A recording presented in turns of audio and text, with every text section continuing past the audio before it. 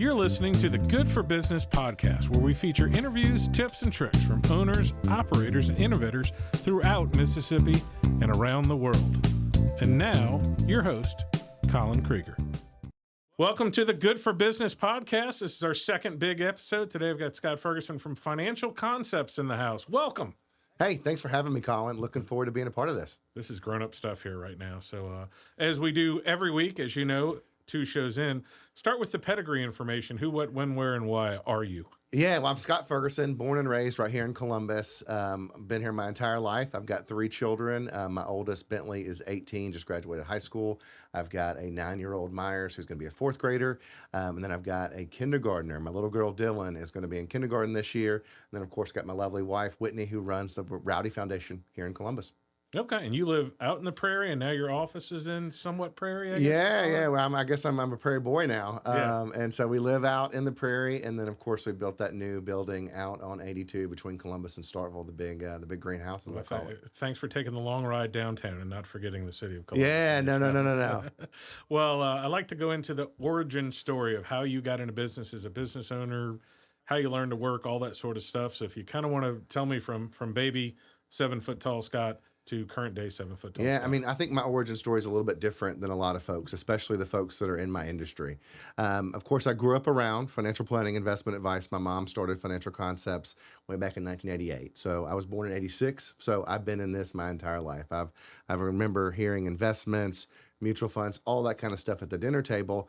But it was never something that really interested me, at least not through my teenage years. And so I went off to school, went to the University of Alabama. I always like to tell the story. I had a really, really good time at the University of Alabama. You could have a lot of fun, especially going from a small school where I had 37, 38 kids in my graduating class to thousands of kids. Yeah. I had a really, really good time. And with that came my oldest son, my 18-year-old Bentley, came my sophomore year in college. And that meant I had to figure life out really, really quick. And so I could either get a job and figure out how I was going to take care of him, or I guess I could have walked away and said, not my problem, right? That's not me. So I came home. My parents said, you know what? You've got an opportunity here inside the business, but you're going to start at the bottom. And that's what I did. In data entry in a tiny little cubicle, if you could call it that, in the kitchen of our old office building on 2nd Avenue, literally on the countertop, basically, in the kitchen doing data entry. But from there, I worked my way up through the business over the years. I'm very proud to say that I purchased the business from my family back in 2020. And it's been something that I didn't necessarily see myself doing. But as I got into the business, I learned to love it. I learned how much fun and exciting it is to be able to help people. And that's what I get to do all day long, every single day, is I can help people figure out where they are and where they want to be, and we can put them on that plan financially to get from point A to point B. And there's joy in that. There's happiness in that, being able to help folks do that. And it's a passion of mine now. Never thought it would be, but it's something I love dearly now. So other than sweeping floors and doing codex and filing stuff at your mom's office, do you have any other jobs when you were a kid? Yeah, unfortunately, no. I was, I guess, that spoiled brat who went to high school. I did things around the office. I can tell you this: I stuffed letters, and in our office, I tell folks now, we still keep the post office in business. Yeah. We mail a good bit, and that was my job as a kid, was making sure those letters were stuffed and stamped. And I got the paper cuts, the scars on my fingers to show proof of those envelopes from back in the day. Well, that's part of a different pressure I think people overlook when you're talking about a family business, where they're just like, and there are some people who just stroll into some super easy family business and either run into the ground or keep it up with a degree of a modicum of success. But was your mother especially tougher on you, or tough on you, picking on you, teaching you stuff? Yeah, absolutely. And I wouldn't want it any other way, right? It wasn't, the silver spoon, it's here you go, take it and have it. It was literally, you're going to learn from the ground up. You're going to do every position, whether it's data entry, whether it's client relationships, whether it's putting the plans together, whether it's doing the paperwork, the stuff that, sometimes is not that much fun to do. All that kind of stuff was the stuff that she put me through over the years to where I could get to where I am today. And knowing every facet of the business, I think, has been critical, because I know the ins and the outs. The data entry side, sure, it's changed over the past 20 years, but I still understand why we do it, how we do it, and the reasons. And that's a big part of being a leader. If you can understand all the facets of the business, I think you can be in a much better place. Well, and it's safe to say, too, that I mean, half of financial advisors with a portfolio your size in a big city would have gone to 4 years of college and then grad school. So you're learning your school time was the 10 years working for your mother, I would Absolutely, guess. So, school of hard knocks, so to speak. I think it's very unique that I don't have that degree. Early in my career, I was honestly I was a little ashamed of that I didn't have it. Some folks would look down on that, but now, I mean, I've got boots on the ground experience. I've lived this, I've done that, and I think I can really relate with a lot of folks that are here in this community. That I'm just that typical guy, right? I went to school, I had a good time, I had a little one at a very early age, and I had to figure life out. And I know I'm not the only one that had to go through that and do that, so I can relate to a lot of folks in that sense. yeah, well, you're also in an industry that's constantly changing. Regulations are changing. People's perception of it are changing, or think it's easier, think it's harder. That's right. Insurance is very similar too, where it'll 3 or 4 years of good times, and then it's just absolute chaos. And can you speak to the chaos in the recent years with stock market? That you and I have talked privately about. The president used to have a huge influence over the Fed, and maybe not so much now. Yeah. And then the stock market, I remember, let's go back to like 1992. George Bush didn't like broccoli. The stock market took a hit because at a speech he said he didn't like broccoli. And we fast forward to now where I think some of it's gotten a little numb to the rhetoric that's out there, but then the practical part of invading Greenland or putting tariffs on China or something. Yeah, I mean, it's certainly been a wild ride the past 6 months, the past 5 years, the past 10 years. I mean, I think you can always say there's been those uncertainties. I always tell folks the only certainty in life is uncertainty, and we've had that. But right now the Fed has very little influence coming from the Oval Office, right? And that's clear. And our president has made that very clear that he would like some influence. And so that has changed with as far as how monetary policy works, things like that over the years. But our president now, you've seen more of when the president speaks, you can get some swings in the market one way or the other, right? And so there's more influence there than I would have said you would have had in the years past. But I always tell folks when you're investing, when you own stocks, you own businesses, you don't own the government. You own pieces of companies. And so you want to invest in companies that are going to find a way to be successful under whatever administration you've got, whatever the world looks like. Good businesses will do that, right? That doesn't mean they're not going to hit a speed bump. Doesn't mean they're not going to have a rough year from time to time. But good, successful businesses over time will find a way through whatever event they're going through. So let's talk a little bit about the practicality of running a business. So let's say day one, I assume you're, as far as I was aware, you were kind of running Financial Concepts before you bought it, but let's say you're running it. How many employees have you had to hire and go through and train in that process? Because you definitely have more than you even had 3 years ago. So. Oh, I mean, absolutely. So, I've been in a leadership role in the business going back to 2014, 2015, somewhere in that range. So for a very, very long time. I bought the first piece of the business in 2018. I bought the second half in 2020. So the ownership's been there for a little while. But we've certainly grown, and we've been very blessed. We've been very fortunate. If you do good for others, good will come back to you. I firmly believe that. And that is, what our business is built on is doing good for other people, taking care of them. Sometimes it's just simply answering the phone and talking, which is kind of crazy to think that, it's hard to find that these days, but it is because folks won't answer their phone. They won't return your call. We're there for those kind of things. But we've grown pretty substantially since 2020. Back in 2020, we had roughly 7 employees. We're knocking at 16 today, including myself, which is pretty incredible. It's also kind of scary sometimes because from a business owner standpoint, I've gone from, my family and 7 other folks that we were taking care of or putting food on the table for with income and paychecks to now that's doubled.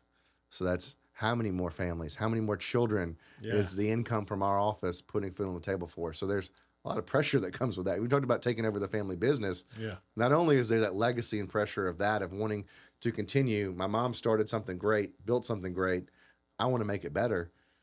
But now I got all these other folks that work for me, the pressure that comes with that too. Well, like we ran into each other with you supporting various charity events. And honestly, I had, just for the record, I had to pressure you into putting your logo on events. You were one of the people that I said was writing a lot of big, quiet checks to stuff. And I know that was part of your thing. We're going to get to the Rowdy Foundation in a minute, but like if I had 3 core principles that I see from a distance for your business is communication, answering the phone, the supporting the community. Like I say, I like to write a whole bunch of $250 checks to soccer teams and those sort of things. And you're on that tier and higher. And then number three, the letter writing, which I've seen even more of. I used to write, y'all were writing me nice letters before I was a client. And that was the single reason, that and answer, being able to call and answer the phone and go, hey, I've got a dumb question, which I have a lot of. So can you speak to where the letter writing came and the community support stuff sort of came from? Yeah, I mean, so my mom has been a letter writer forever. I think she's one of the greatest writers I've ever seen. And so I got big shoes to fill there. I'm pretty proud of, how far I've come in that writing process. I've fallen in love with it. I like to write. It's a great way to express your thoughts, express, feelings about what's going on and be able to relate to folks, right? So if you can write clearly, I always try and write, at an 8th grade reading level, and that's not trying to write doctoral level, that high. I want something that you can just easily sit down and read and go through and say, man, that hits home. I get that kind of thing. The community support, again, that just goes back to being a good person. It's no more than that. I want to be a good person to this community that's been so much to me. It's given me and my family a lot, and I want to return that. I think my mom felt the same way. So giving back, if you've got a community that supports you, why wouldn't you want to support that community? I've found it to be one of the most effective forms of advertising. I've heard the quote where you say, give it out in slices, it comes back in loaves. But it's like picking that perfect gift at Christmas for somebody. Like, even if nobody else knows about it, you're like, cool, I was part of that thing that helped that person when they had a house fire or a medical emergency or something like that. And back to the letters, do you have a team of people? Like, I'll text my wife sometimes and it'll just say Ryan Munson. And like I get home and she's like, Ryan Munson. And that, I know, like for me, I'll send a video and be like, hey man, you've touched my life. I appreciate you. We'll write him a letter. Do you have a team of people doing that? Do you just have to remind yourself every time? I know, I'm sure you have systems for birthdays. Oh yeah, no, and I can't take the credit for all of that. I've got an outstanding team. Back to the 15 folks. I've got a dedicated group of folks that I can just shoot a quick message to and say, hey, this, and this. And we're going to make sure that we send you something that's going to, maybe it's a birthday, maybe it's an anniversary, maybe you're going on a trip. Yeah. All those kind of life moments, it's something to be recognized, especially if it's a big trip or a big birthday, big anniversary. You got to celebrate that, right? Because it wasn't always easy to get there, right? You've certainly had curveballs in your life. I've had curveballs in my life. When we get to those big moments that are worth celebrating, I want to celebrate it with you. So if I can jot you a quick little note and say, hey, I'm thinking about you, I want to celebrate this moment for you, to me, that's a big deal. Yeah, well, that's where our whole good for business thing started. Was that I remember I kept saying at my time in the newspaper business, where like people get a promotion at a job or change jobs. And when I say, even with the peak of Facebook, nobody cared. And and then I would post like, so-and-so just is his first day at Steel Dynamics, and people like hundreds of likes and hundreds of things. Like, people that was a thing 20, 30 years ago, to get flowers when you got a new job. And it just doesn't happen as much anymore. And I think that when you do that purposeful recognition, it helps. Well, we're people, right? And we're humans. We relate to each other, and we've got emotions, we've got feelings. And in those moments, if we can celebrate those big things, it not only makes us feel good to know that we celebrated somebody else, but think about what we're doing for them to know, hey, Scott thought about me today on my first day at my new gig, or Colin shared and 100 likes came back. Like, as you said, you would have gotten flowers on your first day, or you would have gotten calls. Nowadays, you don't. It's just little bitty things like that make a huge impact in somebody's life. It took no time from you. It costs nothing. But the impact that you can get back from that, you can't quantify it. Well, and sometimes I'll have, and friends, I'm not talking the public, criticize me like, you're always Mr. Positive. I was like, do you know what it takes to wake up and do that every day? You have to think about it. It's a mentality. But the good part about it is, like I said, it attracts people. People want it. It's real lazy and easy to be negative. It's just easy to sit there and throw darts at people. We're keyboard warriors today. Yeah. It's and those are the people. Like, if you ever ask me if I don't block people on Facebook, but if I unfriend them, it's because like, once I see you 10 times in a row going, this is horrible, like, everything sucks. I'm like, okay, everything sucks. Just go off in the corner. And I think of the value of social media and podcasts and all this other stuff for 6 years in the early 2000s, I had a restaurant in New Orleans. If we wanted business, if I could have gotten 8 people to share my menu with their neighbor, I would have flipped out. And now every single day you can have hundreds and hundreds of people for literally no money and very little effort. At least be aware. Like, I became friends with Doug at Zachary's, which led to all the fundraising we do, because I went in there one day and I said, you are absolutely killing me posting a picture of the daily special every day at 10 a.m. in our office. And every girl in our office would be like, oh, that looks great. I'm like, what? And they're like, oh, Zachary's. And I had to go there to tell them that. And they call it the reticular activator. You're shopping for you're looking for a Honda Accord, so you start seeing white Honda Accords everywhere. Yep. And if you're looking for positive things, or like you're saying, if your whole team is built up looking for ways to cheer other people on or cherish them or make them feel good, then they're going to find a million different ways to do that. Absolutely. And they're looking for it. And then hopefully, they're also looking for the financial side of it too. Like, you treat your people, say, hey, if you're at lunch and you hear somebody say the stock market's really bad, your ears should perk up. Absolutely. And that's, I've got a fantastic team, and I'm so incredibly proud of the team that we built, because it truly is a group of folks who love coming to work each and every day and helping others. But we're trained to listen for all those things, and we encourage each other to listen for those things. So if someone has got something negative, maybe they're worried about the market, maybe they're fearful, in a call, well, we're going to take that information and we're going to say, well, hey, do I need to reach out to them? Do we need to send them something just to give them that reassurance? But as you said, when you're out in the public, if you hear something, you see something, I'm constantly jotting those little things down, sending them to my team saying, hey, I heard so-and-so is going to do this. It's out of sight, out of mind for me, but I know I've got a team back there that's going to take care of it and make sure that we recognize that in one way or another. Well, we are sitting in Mississippi's only Web 3.0 studio, or soon to be Catfish Alley. And it's a perfect example of, we're talking at Peppers last week, we're at Peppers last week for the charity event. And I said, hey, I'm doing this podcast. By the way, he's got this whole place ready, production ready to go. And you're like, that's something I might be looking for. For sure. And it's because it's top of mind, because it's something you're thinking about. And I'm seeing more opportunities for that, like for this show, where I'm like, oh, I just ran into somebody at, Ladrico Isaac, who runs Yo Bar. And then I looked him up on Facebook, and we've met a couple times. The guy's got like 20,000 followers. Like, he's making an income off of Facebook. And I've met him a couple times, but you don't know. And then I see this other stuff, that same thing, quietly he's doing for the community. And I'm like, this is the kind of guy I want to have on the show. By the way, I got a list of about 100 people I want to get on the show, so I kind of got to get. Well, I feel honored to know that I'm one of the first few in here. That's pretty crazy. I'm just glad there's no stage fright. Well, you're pretty well polished. I'll get into that too, because I've been following you for a while, and I noticed, I guess it was probably during COVID or after, when I noticed I forgot when the first green billboard went up. And I actually called you or texted you and said, I like that, because from a professional marketing background, green is not a standard color. Like, it's on a. It sticks out. You're not supposed to do it. And I think you did that with, is it Karen Stanley? Is that correct? Yeah, Neon Frog, absolutely. Yeah, Neon Frog. Yeah, and I just thought, this is great, and it's simple and to the point, and here's what we do, here's it is, and I still admire it, but I like that kind of marketing. I'm bold. We joked earlier, what you see is what you get with me. This is who I am, right? In these kind of shirts, jeans, that's me. But I want to be, bold. I want to stand out. I don't want to just be cookie cutter, fit the crowd. Yeah. You joked earlier about, hey, I'm Scott Ferguson, I love giraffes. Giraffes is in our logo, right? So, everything about us is a very unique thing. But I think that's what differentiates us, because there's lots of folks that play in my space, and there's lots of good folks who play in my space. But we are uniquely ourselves. And I think that is something that is really, really key to who we are and the growth that we've seen. That is probably the biggest question the public has, is how long till there's a paddock behind your building with a giraffe in it? And listen, I've joked with my wife many times about getting a giraffe back there. So who knows? It could happen. I'll talk to my wildlife guy and see if he can hook me up. Make that happen. If I just leave it there one day, roped up in front, we'll be okay. Yeah, just let me know. Send me a text. I'll be there. I'm 5 minutes away at the house, so I can be there real quick. Win-win. Yeah, that's my problem. That's the feature I like a lot about Columbus, other than the people, is that I'm 5 minutes from everything. So I'm home, I'm at work, I can stop here, I can do this. The longest drive, and I'll have other people in town go, I can't believe you go to Starkville 3 times in one day. And I'm like, I grew up in New Orleans. My wife's from New York. It's 20 minutes. It's 20 minutes. I'm on the East Bank. I'm on the West Bank.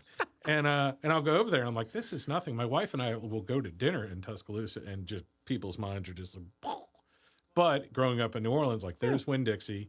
It takes 20 minutes to get there. And we love that part of it. I love complaining about catching the light at Kroger just one having time. to wait, 30 seconds. And then I also like I'm going to do some tours for Air Force people this weekend, that it's not that small of a town.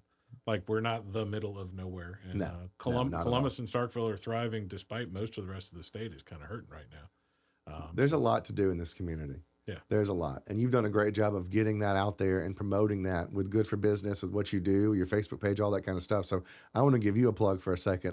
You really do let me know what's going on. And I can go to Colin's page. If I'm looking for something to do with the kids this weekend, I know where to go. Colin's thank you. And look, man, when we've over and over decided to live here. I've had many opportunities to leave, and we were just like, man, we got to cool old house, centrally located in the southeast. We like the people. It's a river town. They're a little wacky, and we But love you that. chose to come here, and that's the thing. I mean, Yeah, like I've been here, right? And of yeah, course, I could have left, but I was born and raised here. You made the choice to live here, which I think is cool. yeah. And sometimes we get a bad rap around here about being a little bitty small town. My wife will tell you we don't have a Target. That's her biggest issue. But it's a pretty cool place to live, and you've made that choice, You're, and you could say that. Your wife may be the same. My wife does a phenomenal job of shopping at Target that we don't have. Absolutely. The 'Cause Target boxes just magically Yeah, they appear. just so I think they're okay. And once the virtual goggles catch on, I think we're going to be okay with that. We touched on the Rowdy Foundation a little. Tell me the story behind it. Most people don't know. We talked at the beginning, like you had the Rowdy Foundation, and I saw billboards, and we were working on charity events for a year and a half before I connected the dots. Like, oh, like Scott is doing Rowdy. So Okay, you called me out earlier. Sometimes I am pretty bad about letting folks know what I'm behind, right? And so I'm not the one that wants my logo on everything and all that kind of stuff. And the Rowdy Foundation was probably the same way in the beginning. Now we're pretty proud of it. We put our faces with it. We're out there. Rowdy Foundation started back in 2020. So our son Myers, my middle son, who was 9, he was diagnosed as being on the autistic spectrum he was born in 2015, so that would have been end of 2017. He got his diagnosis, and that rocked our world. Neither one of us had special needs children in our families. We didn't grow up around it. We were really just totally oblivious to the world, right? And so we have this special needs child. We're trying to figure out services. What can we do? How can we help him? How can we give him the best quality of life possible? Well, we were amazed to find the amount of services that are here in the Golden Triangle. But again, if you don't know, you don't know. And we didn't know that it was here. So we were incredibly blessed. We got him in some great places. TK Martin Center over in Starkville. Fantastic. Can't say enough good things. The Golden Triangle Autism Center in West Point, Mississippi. We have the Golden Triangle Autism Center, and it is a fantastic facility. They just got a brand new space. He spent many years going there getting ABA therapy. So we did all this. We did all these services, and we could see the improvement, the quality of life that was getting better and better for Myers. He didn't speak until he was almost 5 years old. Now, if you talk to that kid, he does not shut up. Sometimes, it's like you got to be careful what you pray for, because sometimes it's like, man, give me a break, kid. But, he's making up for lost time is what we always joke and say. But we saw this quality of life improvement in him. And so we said, what can we do to give back to this community? Because, again, this community poured into our kid. And, we're blessed. We're fortunate. We've got a business. We've got resources. We've got ways that we can give back. And we said, well, we want to start a foundation. We want to do something to support not only children on the autism spectrum, and that's really what it started. Was originally it was an autism focused foundation. We've expanded now. We want to cover special needs. That's really who we want to take care of. And so we started the Rowdy Foundation back in 2020. A great time to start something. We started in February. The pandemic rolls around in March. Perfect timing. But our first thing, and many of you folks may remember this, was the Easter Bunny that rode around the back of the pickup truck. yeah. That was something that my wife put together, because you couldn't go to the mall and see the Easter Bunny. You couldn't go to the traditional places. But that sensory, I guess it wasn't sensory friendly, but that COVID friendly experience of the Easter Bunny coming to your driveway was the first thing that we did. We raise money. We support these organizations. We do events. We just want to make sure that this special needs community knows that there's resources. They know that they're loved. They know that they've got support. Know that they've got places they can go to. Inclusive events. It's not just special needs kids that come to our events. It's everybody, and we like that inclusion. We do the Rowdy races down at the soccer park. One of my favorite events. You got 400 kids that are running wild.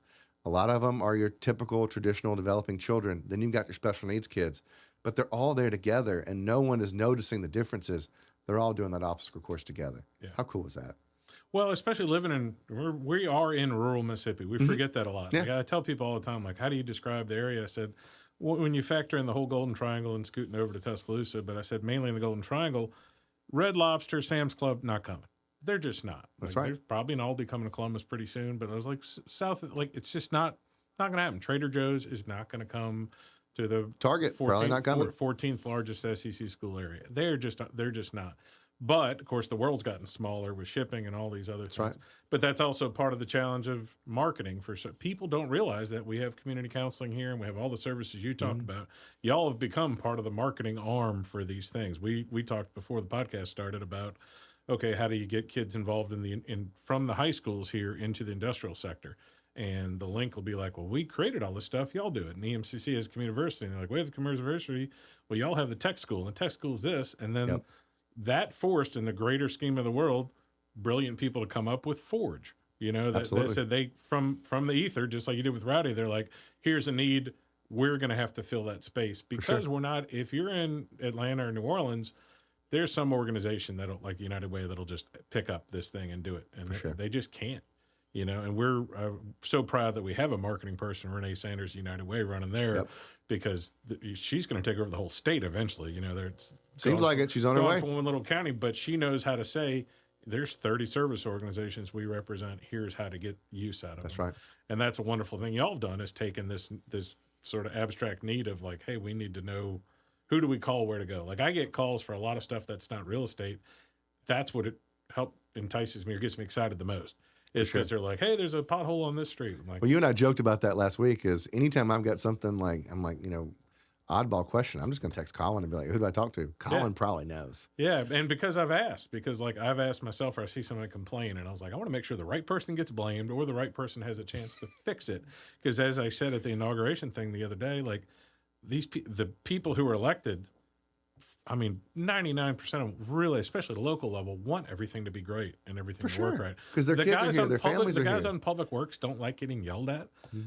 We have, I mean, proportionally, we're in like the 95th percentile in Columbus and in Starkville on roads per person. Like literally, like each person has a mile of road, and so like they don't see every single thing. Like you're in the county, you have less roads, you'll notice a pothole, but like they can't possibly street sweep every road in Columbus. They just can't. And the same in Starkville. I mean, it's just so many roads for the population of people.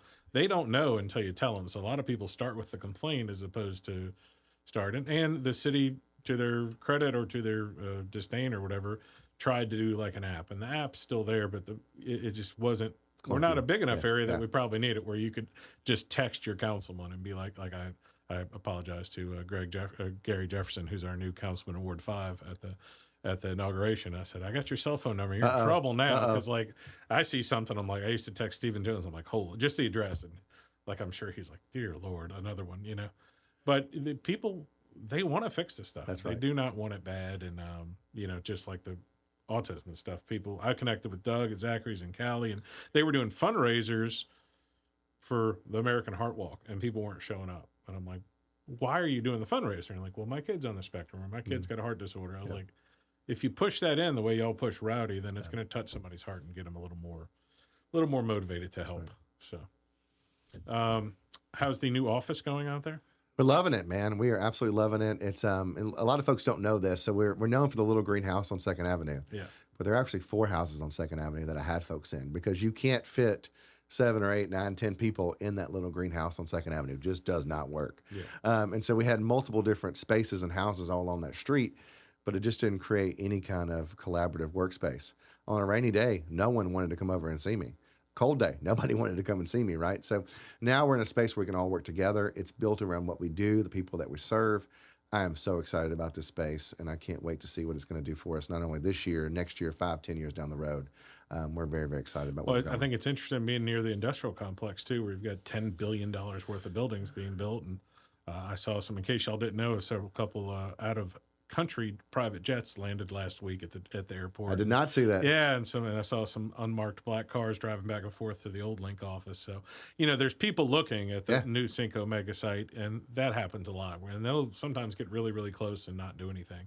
But this early on to have people looking at it's pretty exciting. Yeah, no, and I think our location certainly.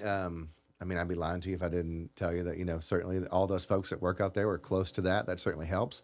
But our location is also essentially located to Starkville, West Point. It's a whole lot easier, folks, to get there. And we're only 5 minutes from Columbus. So you made the joke of thanks for coming and seeing me. Don't forget about Columbus kind of thing. It's not far, 5 minutes and we're here. We eat lunch in town every day. We're still doing all the things that we used to do when we were in downtown Columbus. We're just a little bit further out. Yeah, well, with the industrial complex and stuff, I know you were part of the first Forge construction summit that they had last year. Yep. And that's an opportunity for all businesses to get involved with what's going out there. I can't tell you how many times I've talked to not just residents, but small business owners. And I'm like, have y'all just driven out there to see you get someone next to the building and they kind of gray out because they're too big for your little 8 brain to. Look, I had 15 minutes yesterday when I was coming back from Starkville, and I took that airport exit. Instead of taking that left to go towards my office, I took the right. I wanted to go see Joe's new space at the Link. Yeah. And I wanted to go see what that aluminum mill looks like. And I've driven by it from when they started till now. It's mind blowing how big that building is. I mean, it's the biggest building I think I've ever seen in my life. And it's right here in the Golden Triangle. Yeah, and they're, I think their biggest challenge right now is because of the shift work where the people are working 4 days on, 3 days off. It's about a third of the people are living in the Golden Triangle. Now, on the upside, they're all driving through. They're all spending cash here. They're all doing that especially with the aluminum mill, as they switch over from construction to full-time operations. I think over the next 100 days, it's going to be a more impressive thing. Like right now, gas stations and bars and restaurants have just been killing it from that. And we'll start to see the transition. The gas stations will still kill it, like the Love's truck stops. Oh, the guys that run it, they just love it. And then once the routes get settled, but I think they're going to have 100, just for their energy needs, is 100 trucks of like pine tree logs coming in every day just to create the energy that they're using. And of course, now somebody else built a solar farm out there and stuff. I think the number's getting close to $15 billion worth of stuff. So yeah, it's pretty incredible. It's a big reason. Joe Max Higgins and that whole Link operation is a big reason we chose to stay in town, because even though some former councilmen might disagree, like I've sold 30 houses to Steel Dynamics employees and I have no connection with that's not a HR person sending me business. That's just, they like to live downtown. They're single guys making 89 grand a year and they just see a house here and they're like, this is really, really cheap. But what's exciting to me is you talk about the investment that we've had. The Columbus that I knew growing up is not the same Columbus anymore, right? Yeah. It's an improved Columbus. We have all this opportunity, all this industry. Because when you graduated high school back in the early 2000s, there wasn't that much opportunity. Yeah. You had IP, warehouser, that was it, if you wanted to go work in that type setting. Well, now you've got all of this opportunity. Not only the opportunity to have employment, but the income level that these places provide. As you said, it's incredible. 80, 90, 100 grand a year, which is just, and we're in the sticks. That's incredible. And PACCAR does a better job intentionally recruiting from our area. I think 70% of their employees are in the Golden Triangle. And of that 70%, I think it's 60-70% are African-American females. Like they are looking in our community going, this is the talent we want. For sure. Nurturing instincts, whatever. And they train them up at EMCC in a year. And so I've spoken at Columbus High and some other high schools for a career day. And I'm like, first of all, I don't think anybody should be a realtor when they're 18. I was like, just, you have to have a skill set and stuff. But do you know that y'all can go to EMCC for a year and walk straight into a job like this? And I'm telling you, like, the teachers don't know.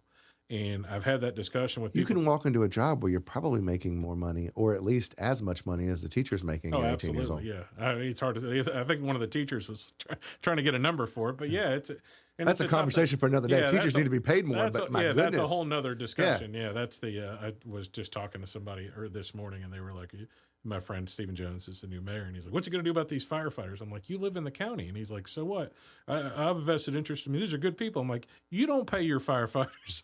That's right. I was like, if you're going to get outraged, like, let's be consistent. Like, let's start paying them and see what happens.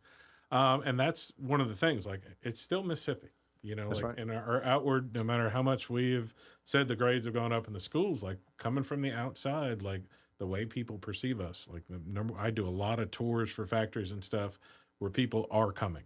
Like, I'm not trying to talk them into buying a house. This is only, you're not in the middle of nowhere. Things are going to be okay. I think our census numbers in the next census, especially in Columbus, will show a huge increase in transplants, which helps all kind of stuff. It helps the arts especially. But it helps with events. And, we've got the Thornhills over in Starkville now who started the Dachshund Derby, or now he just mentioned today, like, he's like, oh, we're going to take over because there was no Bulldog Bash. He goes, we're going to get a big country star here and do it. Because it was just something much like the Rowdy Foundation or some of the events we've done where, like, or the Forge, there's this thing that needs to be fixed. Can we do it rather than complaining that the government's not doing it? For sure. And I guess that's me, that's my wife, is if we see a need, we're going to find a way to fix it, right? Or at least do our part to fix it. Not that we're perfect, not that we can fix everything, but we want to be a part of positive change. We want to be a part of making this place better. Yeah. It's blessed us. We're staying. Yeah, absolutely. And that's what excites me about this podcast is you're going to be able to get out there and show more folks what's going on right here. Yeah. I mean, little bitty Columbus, Mississippi has $15 billion of industrial development in the past 20 years. It's mind-blowing. Yeah. I mean, I don't think people understand how much $1 billion is. That is a lot. Well, here's the best money. example I have of people. Red Lobster's the thing that people complain about. So, and even though the company Nationwide got bought out by private equity, they ran into the ground to clear out the money. And now they're trying to run it again like a restaurant. And it'll be fine. And there's one exactly 41 minutes away in Northport, Tuscaloosa, Alabama, if you need a Red Lobster and Olive Garden fixed. So, you know, when they expanded at the steel mill, so just SDI on an average year spends $100 million just upgrading their facilities. They spent $340 million on a paint roll-off thing. And I explained to some people, I'm like, that is 160 Red Lobsters. And you don't see it. And it's not 160 of their employees, but in practical terms, every $80,000 job creates one service industry job, every single one. So if they are hiring 1,000 people at the aluminum mill, is the number. It's probably going to be higher than that because they've spent $2.5 billion fixing it. Not to mention everything you're seeing on the service road, not just you, but all these secondary, and my favorite word I learned in college, tertiary businesses, a third level of businesses. You went further into college than I did. Learning that word. Very exciting. 4 years LSU still wants their money. But again, there's another thing. I haven't had anybody. We brought up nobody asked me if I've had a degree in a long, like 20 years. They just don't because I don't need to prove it. Somebody asked me about like, oh, would you ever apply for the Visit Columbus job? I'm like, it's not a bad job. It's less money than I can make. I'd love to help the community. But I said part of their requirements is having a bachelor's degree in marketing. Right. And I'm like, you know, if we tweak that, I could do it. Back to the factories, like they're spending that amount of money and we don't even have a concept of it. That's right. I'm trying to do some videos and talk to them out there, but it's almost too big to conceive that it's there. And we have a hive mind in Columbus sometimes about just bashing on ourselves. And that happens everywhere. It does happen everywhere. If you're on Starkville Facebook, go for a ride. Like everybody outside of Starkville and some people are like, everything's great, everything's great, everything's great. There's the same 6 people commenting on every single thing that happens there about how horrible it is. They narrowly avoided a multi-million-dollar sort of scandal. They're doing the road improvement on 82, and they opened up a driveway for a guy who lived on the business thing. Well, that's against the language in the grant, and kudos to Lynn Sproul for getting through that and vetoing. But like, it may have been a problem, but it was something they had to go stop because we might lose millions in funding. It happens everywhere. And during COVID, I could tell you, my friends in Atlanta and New Orleans, I was like, everybody who lives in New Orleans, like, it's going to hell. It's the most dangerous place ever. And then everybody here is like, New Orleans is great. Let's go. And my realtor friends in Orange Beach are the same way. Everybody's like, it's perfect. And he's like, we have these 4 or 5 multi-million-dollar lawsuits about beach access and all these other things. Like, there's challenges everywhere. And when bad things happen, so like nationwide real estate market slows down, I like to tell people, I'm like, it took us 10 years to get a Starbucks. Like, we're gonna be okay. You know, it's when it's going crazy, it's not as crazy. But it goes back to what we talked about at the beginning. You can choose to be negative, or you can choose to be positive. Yeah. And we've got that choice. We've got that opportunity. You can choose to make an impact. You can choose to make a difference, or you can choose not to. And that's okay if you don't want to. Yeah. But I'm going to make that choice to make an impact, to make improvement, to give back. You're going to make that choice. And I think the vast majority of folks here want to see this place be better. And most of us know that it's really, not a bad place, right? It's a good place to raise a family. We made the choice to raise our family here. We had a choice not to, right? So we made that choice to do that. And that excites me. It just excites me about what we're doing here in Columbus, the improvements that we've got. I'm excited to see where things go. Well, I've talked to now the incoming mayor and talked to the police chief a couple of times about it. And I've been on the police oversight board here and a whole bunch of other communities and boards. We have the 13th largest city in Mississippi, pretty consistent. Our population's not going up or down. But without college towns, and with the exception of very few places, 80% of the cities the same size as us 10 years ago shrunk by 8%. Wow. People are leaving small cities. Rural hospitals closing for sure. is a huge issue. And we've got a fantastic and we've got hospital. Baptist, and they are almost closed the deal on the hospital in Oxford, which means like we're going to be in excellent shape for that, which helps because 25% of Mississippi lives below the poverty line. I think it's 26% of people work directly or secondarily for the government, like federal, local, or state government. So that's a lot of people who are dependent on everything working right, like the system working right, because the system could crash quickly here, in some national sort of emergency. But so if we're the 13th largest city, pretty much it bounces up and down depending on if Corinth is having a good week or a bad week. But like on the Polycom rankings of government efficiency, which I mean, this is not government efficiency, but like our total economy. And this includes, by the way, we take Noxubee into that, which is one of the poorest counties in the state, just in a bad space. Now they have a new factory just opened up there, so maybe they're doing better. So we're in there. We're hovering. We've been as high as 13th on the list of the top 500.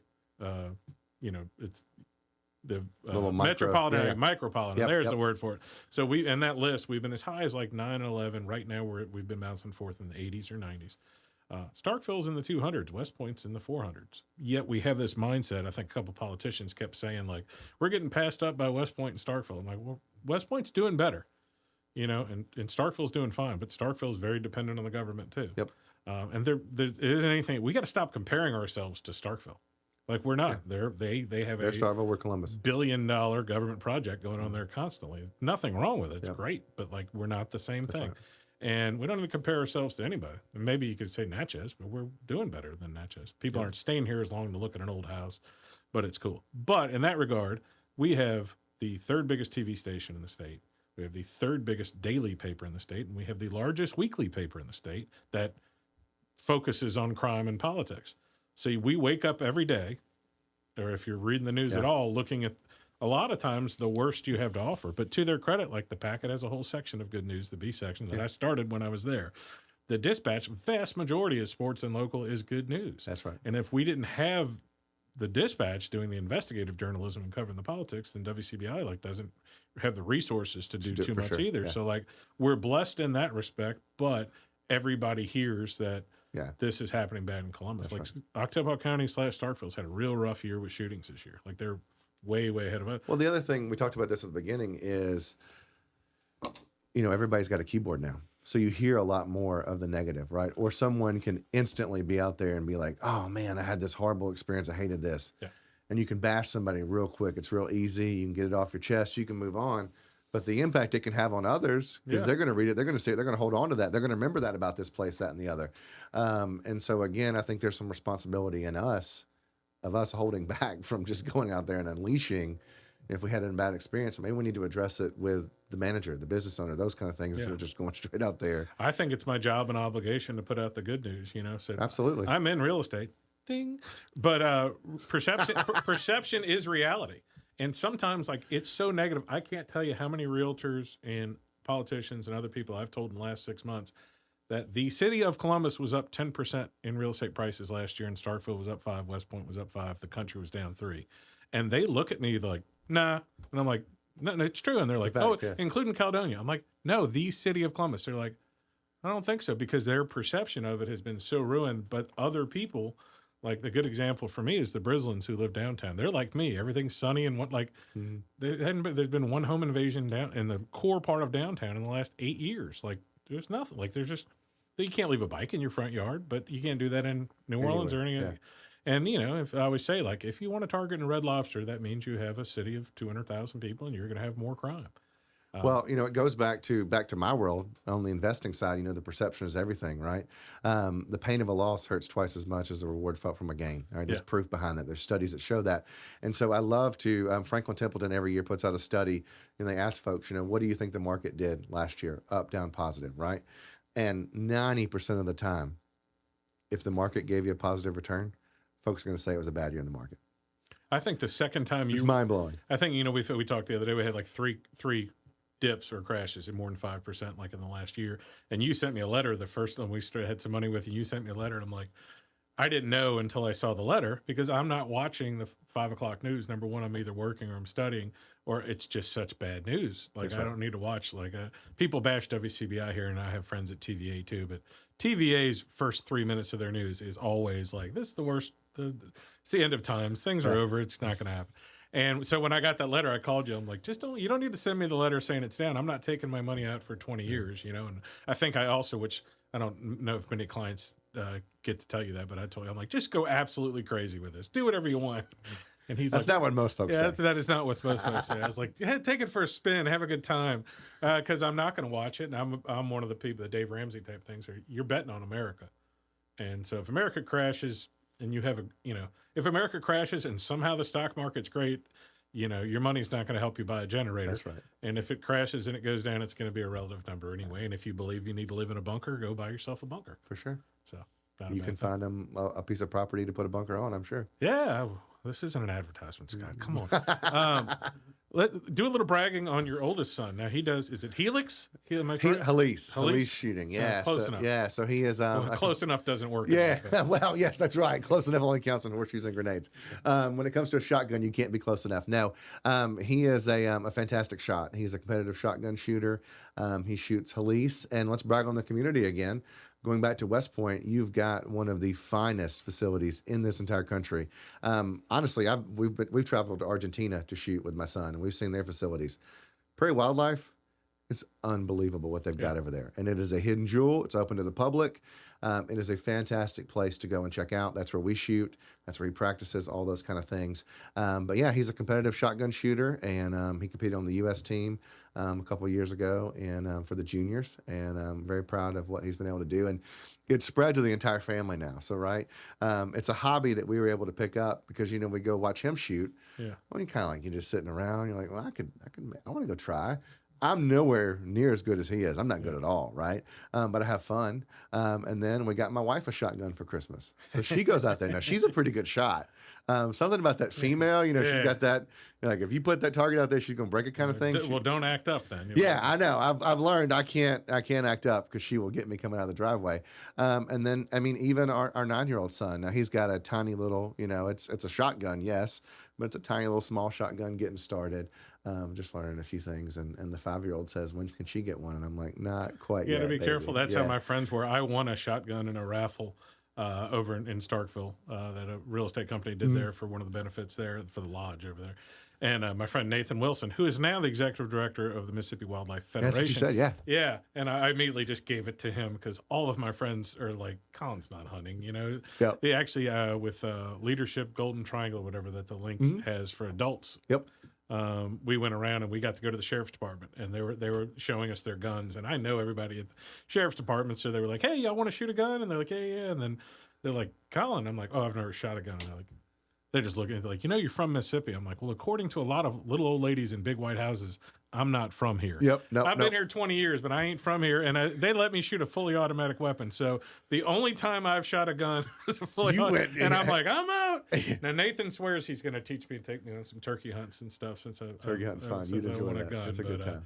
So I've got it. But yeah, that's one of the most amazing things to me in this area is not just Prairie Wildlife and the golf course over there in Old Waverly.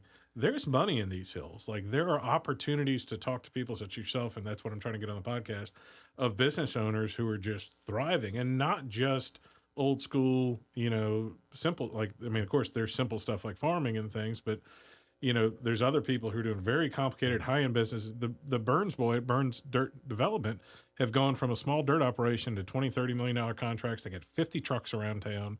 Like they are just moving, and they are like, we're doing virtual meetings with them and appointments, and like they have targeted meetings, targeted marketing. They're helping with Forge. Like they're not doing it sort of like we're talking about here at Catfish Alley. Like we're talking about blockchain and video and all this tech that, the biggest comment I'm getting from people moving to the area is that they are blown away by the sophistication of tech and that stuff that's happening, not just at the industrial park, but at Mississippi State.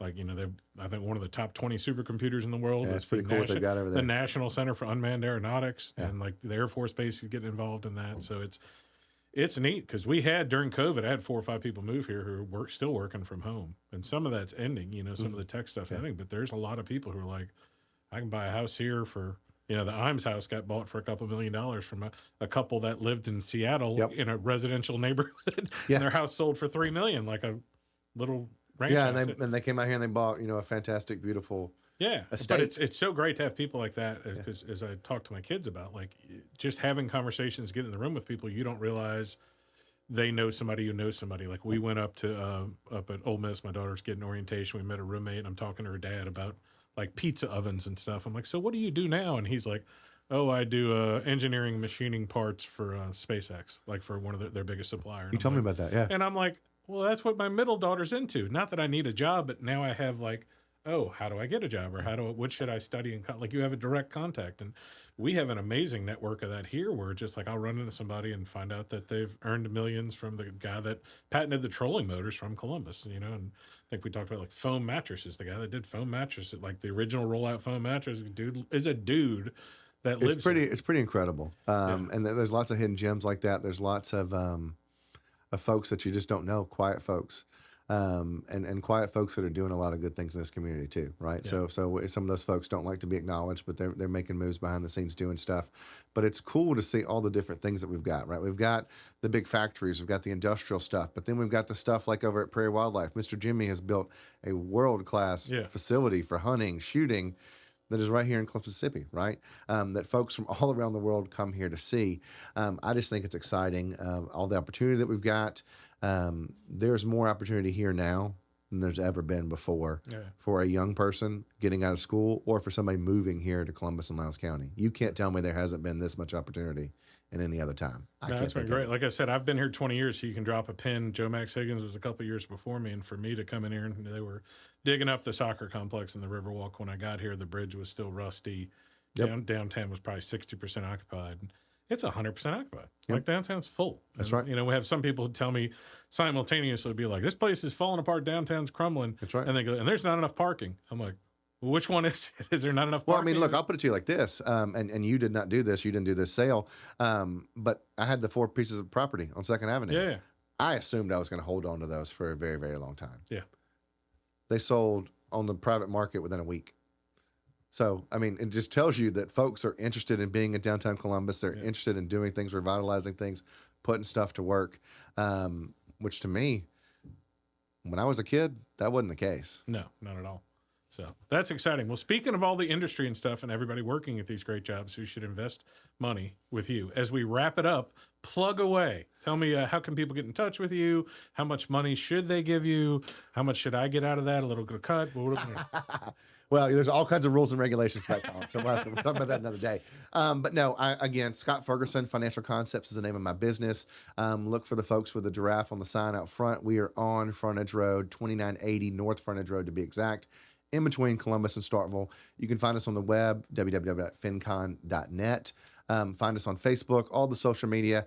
I am pretty big on LinkedIn, so follow me. Not that I'm a big guy on LinkedIn. I don't have a lot of followers, but I'm pretty active is what I would say on LinkedIn. So if you want to learn more about me, my family, what I believe, that's a great place to connect and learn about me.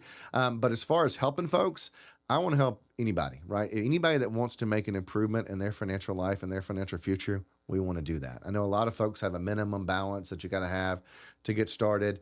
That's not the way that we do things, okay? Because most of us weren't born with a big bag of money. Yeah. So guess what? You got to start where you are. So if you got, $1,000 that you want to get started investing, we're going to help you with that. If you've got millions of dollars that you want to say, I've got this nest egg that I've got, I want to transition into retirement and have distribution income, all those kind of things. I'm an expert at helping folks do that. I mean, retirement is my bread and butter. That's where I'm really, really good. But as far as helping folks in the beginning stages, the middle stages of life, we can do that. I've got a team of folks who are built around helping you get from point A to point B. So whether it's investing for retirement, college, whatever it is, maybe you want to invest in real estate, but you want to build up a little bit nest egg before you do it, we can help you do those kind of things. Well, the important thing is to get started on that. I didn't have any semblance. I'm almost 50 years old. At 44, I had $0. What just always worked for myself, wasn't a thought. And the older you get, the more you think about it. You start seeing that finish line. Taking that couple hours to do it, a lot of people I think are probably stuck by the embarrassing part, like, oh, I didn't do it, or they think all their friends have it. And I think we're probably at a part of the country where under 50 years old, there's a large percentage of people who have no retirement or a couple $1,000s who are, first of all, going to be in a bad spot, but most of it is the conversation of they don't want to do it. Like I've been teaching my kids, and I didn't have this as a kid, like, the more you get in, the earlier you get. Like both of them have a couple thousand. Time. I mean, time is the key. I mean, the more time that you got, the easier it's going to be. But the fearful of having that conversation and the financial skeletons that we've all got in the closet. Look, we've all had financial mistakes. We've all got skeletons back there. Having that conversation, working with somebody can help take a lot of that burden that you're carrying, saying, oh, I made this horrible financial decision. Yeah. Well, if you don't let it go, it's going to hold you back. Going back to the pain of a loss hurts twice as much as the reward felt of a gain. Yeah. We got to get rid of that pain from that loss to move forward. And then again, we don't want to have that conversation, or we look at our friends and say, well, our friends are better off than we are. Well, I can tell you, I have conversations with a lot of folks in a lot of different settings, stages of life. Your friend's probably not where you think that they are. There's a whole lot of keeping up with the Joneses, so to speak.